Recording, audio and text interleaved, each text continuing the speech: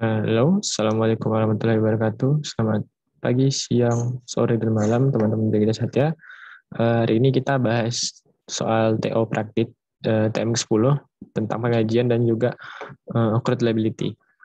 Nah, di sini, jadi sebelum ngerjain ini, tolong teman-teman udah nyeksin video intensifnya ya, jadi kayak lebih enak gitu. Karena aku akan bakal langsung nih kira-kira. Nah, kita coba ya, nomor satu, prosedur audit yang dilakukan oleh auditor berupa melakukan pengecekan jumlah daftar gaji ke daftar absensi untuk menguji. Nah, di sini kita lihat jawabannya. Ada A, pegawai. Emang jawabannya A ya. Nah, yang A, pegawai yang dibayar sesuai dengan waktu dia bekerja, upah yang dibayar sesuai kontrak, konformasi biaya produk akurat, dan yang terakhir adalah terdapat pemisahan tugas antara fungsi dan pencatat dan pembayaran. Nah, di sini teman-teman lihat, kalau di sini kita minta pengecekan jumlah daftar gaji ke daftar absensi. Nah, itu apa? Yang pasti kalau misalkan daftar gaji dan daftar absensi, kita lihat absensinya aja lah. Berarti kan otomatis dia langsung menghubung ke waktu bekerja. Jadi jawabannya A. Kenapa? Di sini juga ada penjelasan tambahan. Fungsi bisnis untuk pencatatan waktu dan persiapan penggajian menggunakan dokumen time ticket ya. Ini time ticket. Oh sorry, time ticket job job time lupa, job card ya. Time ticket card sama job time, ada file ini ya. Kemarin ada di intensif tuh transaksi penggajian, terus ada jurnal dan ada file induk. Nah, itu ada di buku Aren jilid 2 halaman 207. Nah, kalian bisa lihat ya. Jadi ini tuh untuk mencari bekerja. Nah, terus yang nomor 2, risiko bawaan yang terdapat pada transaksi pembayaran upah yang harus menjadi perhatian utama auditor adalah, nah, risiko bawaan ini adalah inherent risk. Nah, di sini jawabannya B. Kita lihat kenapa nomor A, C, dan D salah. Nah, karena gini, kita lihat inherent risk. Kalau inherent risk itu berarti kan masalah dengan pengendalian internal. Nah, pengendalian internal itu pasti hubungannya sama otorisasi pembayaran misalkan. Nah, coba kita lihat kok perhitungan ini A, kesalahan penjumlahan jam kerja pegawai. Nah, ini sebenarnya bukan termasuk resiko bawaan, tapi biasanya lebih ke resiko audit atau resiko uh, kontrol ya. Sesudah ada pengendalian internal ini biasanya sudah ada pengendalian internal itu kontrol risk. Terus yang C, jumlah dana yang harus tahan. Nah, ini tidak ada maksud dengan upah ya, jadi kurang benar. Terus ini posting nilai gross dari upah ke akun beban upah. Nah, ini lebih kepada kontrol risk atau kontrol risk ya, karena kan sudah sesudah pengendalian internal. Nah, kalau di sini kalau pembayaran atau pembayaran tidak valid, nah ini penting nih. Jadi ini kan pasti terkait dengan otorisasi. Makanya di sini kenapa resiko bawaan yang pertamanya ini adalah kelebihan pembayar karena ini sesuai dengan ini ya, karena resiko inherent saat terjadi transaksi pembayar upah yaitu melibatkan transaksi kas. Nah, kan tadi aku bilang otorisasi. Nah, kalian bisa baca di buku Arens jilid 2 edisi 15 yang halaman 218. Jadi jawabannya adalah B. Nomor 3, dari prosedur berikut ini, prosedur mana yang paling tepat untuk mendeteksi nama pegawai palsu? Nah, di sini jawabannya A. Kenapa? Nah, kita lihat di sini. Kalau B, mengidentifikasikan cek yang dibatalkan. Ini jadi jelas tidak ya. Terus yang C, melakukan rekalkulasi. Nah, kalau rekalkulasi ini lebih kepada salah saji ya, beban pembayarannya, bukan nama pegawai, jadi kurang tepat. Yang D, melakukan rekonsiliasi jumlah pembayaran ini juga sama dengan C, jadi kurang tepat. Jadi jawaban yang benar adalah yang A, mentraksi jumlah jurnal beban upah ke data status pegawai di sumber daya SDM atau HRD. Nah, kenapa? Karena Departemen SDM itu menyediakan sumber independen untuk mewawancara dan merekrut personil yang memenuhi verifikasi. Nah, di sini juga sumber catatan independen itu berguna bagi verifikasi internal terkait informasi upah dan juga penambahan atau penghapusan gaji setelah atau perubahan upah dan pengurangan. Nah, ini ada di buku Aren halaman 206 yang jilid 2 edisi 15. Jadi jawabannya A, karena yang B dan C ini lebih kepada substantif ya, bukan dengan ini cari pegawai palsu itu lebih pembayaran. Nah, nomor 5, dokumen-dokumen yang digunakan untuk mencatat waktu kerja dan upah sebagai berikut kecuali. Nah, ini ada di intensif, kalian bisa baca ya. Jadi kok time card, yes. Job time ticket, yes. Personal record, kurang tepat. Payroll journal, yes. Berarti jawabannya C ya. Ada 5 ya. Jadi tadi time card, job time ticket, tadi ya. Time card ya di sini. Nah, kartu waktu ya. Job time ticket, transaction file, dan payroll journal. Jadi jawaban yang salah adalah, yang benar adalah C. Yang kecuali. Nah, ada 5 pengendalian internal yang dapat dilakukan untuk siklus penggajian dan personil. Salah satunya adalah, nah, Di sini lihat, mengedisikan risiko bisnis yang pengaruh kurang tepat, menilai risiko pengendalian dan melakukan pengujian bersifat analisis. Kurang tepat. Kalau misal yang C, melakukan prosedur analitis, kurang tepat. Nah, di sini kalau pengendalian internal itu tidak perlu pakai prosedur analisis atau analisa atau risiko pengendalian. Nah, penjelasan 5 nih ya. 5 pengendalian internal adalah pemisahan tugas, otorisasi yang tepat, kecukupan dokumen dan catatan, pengendalian fisik atas hasil dan catatan, dan juga pemeriksaan independen. Nah, yang tadi ini itu bukan pengendalian internal, ini adalah apa namanya? Kemarin dibahas tuh prosedur auditnya ya. Nah, ini jadi bukan yang yang di ya, pengendalian fisik aset dan catatan. Oke, nomor 6. Nih ada prosedur analitis di atas. Nah, dalam prosedur di atas mana yang merupakan prosedur analitis dalam siklus penggajian dan persalia. Nah, di sini lihat teman-teman. Yang satu, membandingkan saldo beban operasional dari tahun-tahun sebelumnya kurang tepat. Ini lebih kepada beban-beban di muka. Membandingkan tenaga kerja langsung sebagai presentasi penjualan dengan tahun-tahun sebelumnya. Nah, ini kalau misalnya manufaktur ini berguna nih untuk penggajian. Nah, berarti ini 2 benar. Yang B, membandingkan beban komisi sebagai prestasi penjualan dengan tahun-tahun sebelumnya. Nah, ini juga sama. Ini untuk merchandising, kalau beban komisi termasuk dalam gaji ya. 3 juga. Yang 4, membandingkan pajak penggajian sebagai prestasi gaji atau upah dengan tahun-tahun sebelumnya. Ini benar. Jadi ini juga termasuk dalam beban pajak ya. Nah, yang 5, membandingkan akun-akun pendapatan tahun sebelumnya. Ini lebih ke apa? Ke pendapatan ke account receivable atau sales. Berarti jawabannya benar adalah yang C, 2 dan 3. Ini ada temannya. Dan kemungkinan salah saji direct labor, inventory. Kalau yang nomor 3 tadi beban komisi, salah sajinya. Kalau yang 4 adalah salah saji beban pajak penghasilan. Nah, di sini manakah nomor 7, manakah yang di bawah ini merupakan pengujian pengendalian yang dapat dilakukan atas adanya rekening bank khusus penggajian. Nah, di sini kalau misalkan ada rekening khusus untuk bank pengajian, apa yang harus dilakukan? Terkait dengan pengujian pengendalian atau test of control. Nah, di sini kalau misalkan ada rekening bank, kita lihat apakah perlu kita menghitung ulang? Enggak kan? Karena kita di sini belum sampai substantif ya. Kita baru menguji pengendalian nih. Kita pengen ngecek keabsahan pembayarannya, berarti ini belum dibutuhkan. Meminta sampel dari kartu jam kerja kawan ini juga sama. Ini hubungannya juga dengan karena kita cuman baru substantif ya. Kita pengen ngecek kemungkinan kayak salah saji gitu. Wawancara dengan teller bank, apakah kita perlu konfirmasi? Apakah kita perlu konfirmasi? Sebenarnya belum, karena ini masih pengujian pengendalian ya. Konfirmasi itu lakukan pokoknya di substantif prosedurnya, di STOT. Belum bisa pengujian pengendalian belum. Terus meminta salinan bukti konfirmasi saldo bank khusus pengajian. Nah, ini boleh. Kenapa yang dia benar? Karena ini lebih kepada pengujian pengendalian. Kenapa kita minta salinan bukti? Karena kita pengen lihat otorisasi. Siapa sih yang bayar ini? Siapa sih yang dapat gajinya? Nah, rekening bank itu yang megang siapa sih gitu? Nah, siapa sih mereka tuh punya otorisasi beneran nggak gitu. Jadi itu maka jawabannya adalah D. Nah, di nomor 8, prosedur analitis yang kemungkinan salah saji antara sales rate and wages expense dilakukan dengan, nah ini tadi ya, di sini ada jawabannya B, karena kalau misalkan salah saji untuk beban wages dan expense itu, kita tinggal bandingkan saldo sales wages expense tahun-tahun sebelumnya dan disesuaikan dengan kenaikan gaji setelah penambahan atau pengurangan pegawai. Nah, kalian bisa lihat di video intensif ya. Nah, kalau A kurang tepat, kita tidak butuh variable-nya. Yang C, service tax expense ini tidak jadikan presentasi gaji ya, tapi itu tadi kan beban penggajiannya itu beban pajak penggajiannya, bukan salary tax-nya gitu. Commission expense juga nggak dipakai ya, commission expense itu dilakuin beda ya kondisinya dengan presentasi penjualan, sorry. Kalau yang ini kan presentasi gaji ya, tapi kurang tepat sih. Jadi jawabannya B. Berikut ini yang adalah salah saji yang mungkin terjadi pada siklus penggajian adalah kecuali salah saji akun salaris tax expense. Nope. Ini siklus penggajian ya. Payable, nope. Ini benar. Ini benar ya. Sorry. Ini benar. Yang salah itu adalah marketing expense. Ini ke beban ya, bukan penggajian. Jadi salah. Terus yang 10, menguji asersi akurasi dalam siklus penggajian. Maka studi tes yang dilakukan adalah, nah ini baru kalau studi tes kita bakal ngitung-ngitung gitu kan. Ini apa ini? Menghitung substantif ya, ini benar ya. Kalau udah menghitung kembali, udah itu akurasi lah, kalkulasi. Memeriksa ulang pembayaran juga taruh ngitung lagi kan, benar pasti akurasi.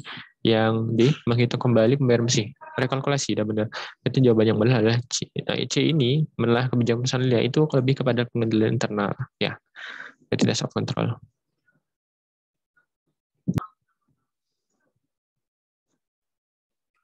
Jadi kita lanjut lagi. Nah, di sini kalau misalkan nomor 11, sama ya. Dia asersinya sama, akurasi, cuman bedanya di jawaban A, tapi di test of control-nya. Kalau ini kan tadi substantif test. Nah, kalau misalkan test of control, kita nggak ngitung-ngitung sebenarnya. Nah, kalau di kalkulasi untuk test of control itu kita kecuali ya ditanya asersinya ini mana yang kecuali. Nah, ya, jawabannya A, tapi kita B. Meriksa otorisasi yang ada dalam berkas personil ya. Nah, kalau ada otorisasi itu pasti tes of control. Ini juga termasuk ya. Ingat ya, tes of control itu menguji semua asersi. Ya, kayak biasa kita kerjain di Apple Basem. Memeriksa indikasi adanya verifikasi internal. Nah, ini juga sama. Memeriksa catatan penggajian untuk indikasi otorisasi. Nah, kalau ada otorisasi, verifikasi itu pasti ada tes kontrol.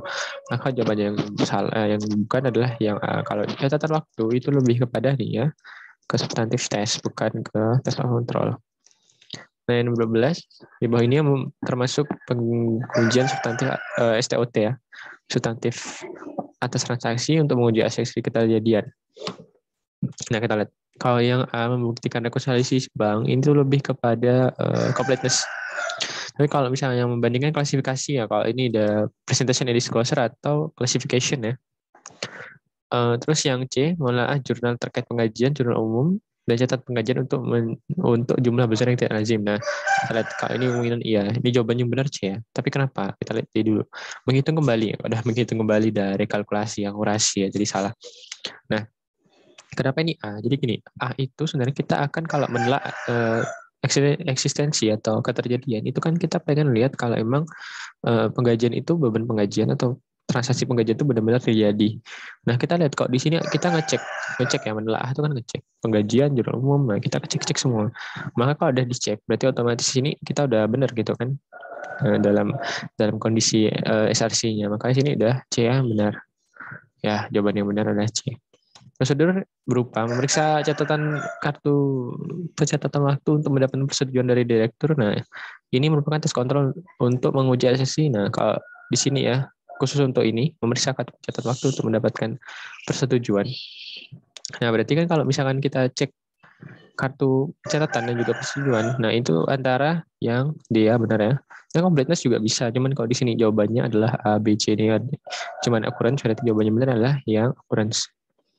Terus nomor 14 berikut ini yang merupakan dokumen yang dapat digunakan untuk mendukung siklus audit pengajian misalnya kecuali tadi ya yang tadi payroll tax return ini jadi bisa, ini SPT juga bisa, payroll checks juga bisa. Jadi yang tidak bisa itu adalah yang C, cash disbursement. Karena di cash disbursement itu lebih kepada beban bayar muka atau pembayar lain, bukan gaji ya, beda ya. Oke, nomor 15. Pengujian pengendalian audit siklus penggajian dititik beratkan pada yang benar adalah yang D. Kenapa? Pengendalian yang dapat mencegah deteksi overstatement. Nah, kenapa overstatement? Nah, karena rawan terjadi manipulasi overstatement atas payroll expense guna mengurangi beban pajak di net income. Nah, tapi jarang bukan understatement ya, ataupun manipulasi keuangan kayaknya enggak. Jadi jawaban yang benar adalah yang D.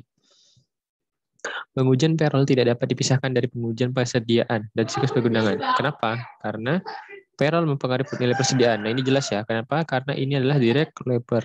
Nah, direct labor itu pasti hubungannya dengan persediaannya. Jadi jawabannya benar adalah C. Nah, nomor 17 tuh ada 17 sampai berapa nih? 17 sampai 21 ya, oke. 17 sampai 21 ini lebih kepada kondisi bagaimana kita ini kuisnya dari Pak Yogi ya. Dari inspirasi kuis Pak Yogi kita akan ngitung-ngitung di sini. Nah, jadi di sini ya, Yerim adalah anggota tim audit KAP Reveluf yang mendapatkan penugasan audit Forever Young FY tanggal 31 Desember 2020 dan kita akan mengaudit payroll dari karyawan kontrak yang dimiliki FY. Nah, di sini payroll itu Yerim itu dapat informasi yakni nih, masa kontrak semua karyawan mendapatkan imbalan berupa IPK atau imbalan pegawai kontrak, yaitu gaji pokok, tunjangan kehadiran, dan uang makan. Pembayaran IPK dilakukan pada hari kerja pertama awal bulan berikutnya. Berarti kan pas kerja awal bulan lah istilahnya kan, hari kerja pertama, tanggal 1 lah gitu. Karyawan kontrak berlaku 5 tahun dan tidak ada perpanjangan kontrak. Oke, berarti misalkan dari 2020 berarti 2025 selesai kan. Terus di sini semua karyawan kontrak mendapatkan hak cuti biasa, cuti di luar tanggungan, dan cuti sakit dengan ketentuan cuti biasa IPK dibayarkan 100% dan maksimal cuti itu 12 hari per tahun. Berarti itu maksimal 12 hari. Kalau cuti di luar tanggungan itu ada IPK dibayar 100%, hanya sebesar 100% dari gaji pokok. Nah, ini berarti tunjangan ataupun uang makannya nggak ada, dan maksimalnya itu 1 bulan per 20 hari kerja. Nah, di sini cuti sakit. Nah, cuti sakit itu IPK dibayar 75% full, 75% semuanya di bulan pertama, 50% di bulan kedua, dan 35% di bulan ketiga. Maksimal cuti 3 bulan atau 60 hari kerja. Oke, nah jadi sini untuk cuti-cuti ini untuk apa ya tadi ya, time card ya. Jadi kita pengen nyocokin daftar gajinya dengan daftar absen waktunya. Nah di sini ada gaji pokok, ada nama karyawannya Aisyah, J, Jack, Mark, dan Sakura. Ini ada gaji pokoknya 1,8 ribu dolar, $1.000. Ini ada sini ya, bisa lihat teman-teman, lihat masing-masing ya. Dan di sini ada uang makannya $40 sama semua, IPK-nya di sini karena ditambah jadi dua ini masing-masing. Terus di sini 1 tahunnya itu ada masing-masing segini ya. Terus ini ada rekap. Nah, yang rekap itu Jack, cuti biasa itu April 2020 ke berwisata ke Maldives 10 hari, berarti masih batas waktu ya. Berarti kita tidak ngurangin karena gajinya tetap dibayar sama. Kalau di sini cuti di luar tanggungan, nah ini Sakura Desember, Maret gajinya di Jepang 1 bulan. Nah di sini Sakura cuti di luar tanggungan ya, berarti kan di sini maksimal 1 bulan ya, 20 hari kerja. Oke, berarti ini 20 hari kerja, nanti dibayar secara hanya dari gaji pokoknya doang. Terus informasi yang diperoleh dari keuangan, nah di sini kalau expense itu saldo akhirnya yang sudah dihitung ini mungkin ya 10.000, 100.000, 104, dan juga per Desember 88.450. Nah, siapa saja karyawan kontrak yang di perhitungan THP per tahunnya menyebabkan kesalahan saldo IPK expense pada FYI. Nah, di sini ya. Jadi kita lihat yang kemungkinan salah saja. Gini. Tadi kan ada si cuti luar tanggungan si Sakura. Kita lihat Sakura. Sakura di sini harusnya dapat IPK-nya itu hanya sebesar 100 gaji dari pokok. Nah, kenapa di sini ada tetap dapat tunjangan dan uang makan? Nah, ini jadi masalah nih. Harusnya 1.200 ya, ini salah sih. Terus kita lihat si cuti biasanya si Jack, kita lihat Jack sama-sama. Oke, Jack kayaknya aman ya. Harusnya Jack aman. Oke, Jack aman ya karena dia masih di bawah itu.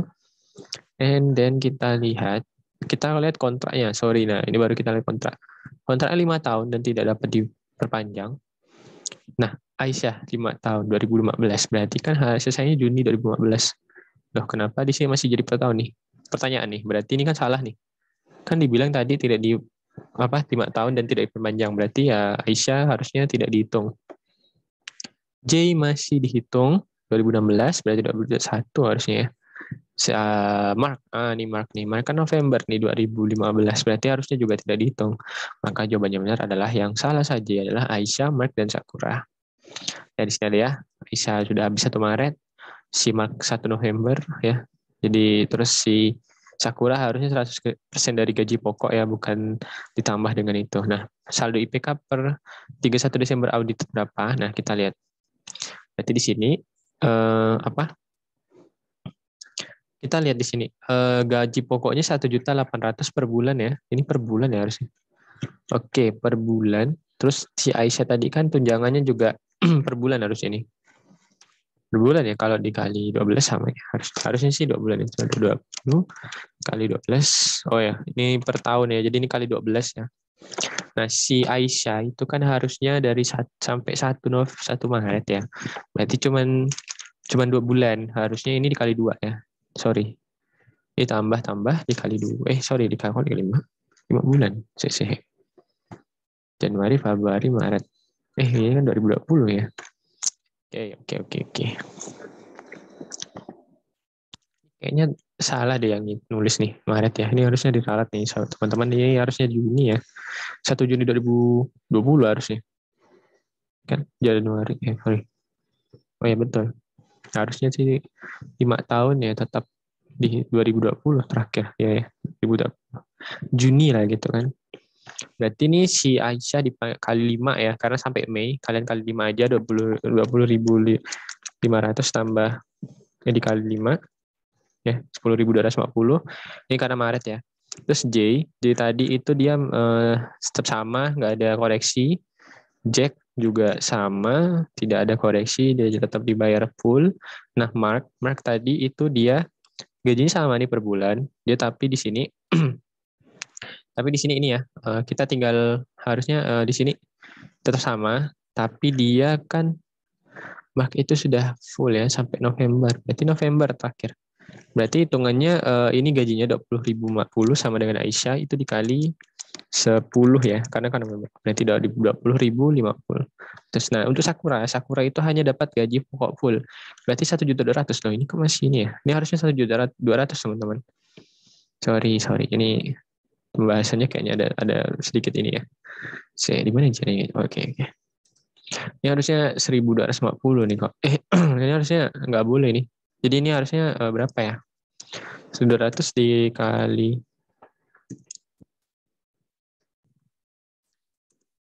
12 berarti kan 24 ya. Astagfirullahaladzim. 144, sorry. 12 kan. Sorry. Si Sakura kan masih ini ya, masih ini berarti harusnya gini si 114 nih ya. Jadi kalau ditambah tuh, ini kalau tambah harusnya jadi saya hitung ya. 10.000 ditambah dengan 17.400 tambah 17.400 tambah dengan 20.500 500 tambah dengan 40 ini kenapa Jack-nya masih masuk ya? Sorry, Sakuranya kok masuk ya? Ya harusnya dia nggak masuk lagi gitu. Oke, kita lihat ya. Ya kan karena si Sakura kan cuma dapat ini ya, tadi bilang ya. Dengan demikian juga IPK yang di bulan Desember harusnya hanya 10% dari gaji pokok. Oke, berarti kan hitungannya, oh iya, sorry. Ini gaji pokoknya IPK-nya itu, berarti dia tidak dikali ini teman-teman. Berarti dia hanya, coba ya, berarti tadi, berarti itu si Sakura itu hanya segini, hitung ya. Jadi 1.200 tambah, kita ambil ini ya, IPK per bulannya itu kan harusnya 40 ya, dikali 11 karena kan November. Nah, si Sakura itu ada cuti 1 bulan, berarti kan kita hanya menambahkan 12.000 ya. Nah, sama ini. Berapa ini? Kita lihat. Jadi mohon maaf kok. Oh ya, betul. Sorry. Kita memang harus cross check ya. Jadi 17.150. Nah, gini teman-teman hitung ya. Jadi ini hitungannya si Sakura, jawabannya benar adalah yang B tadi ya.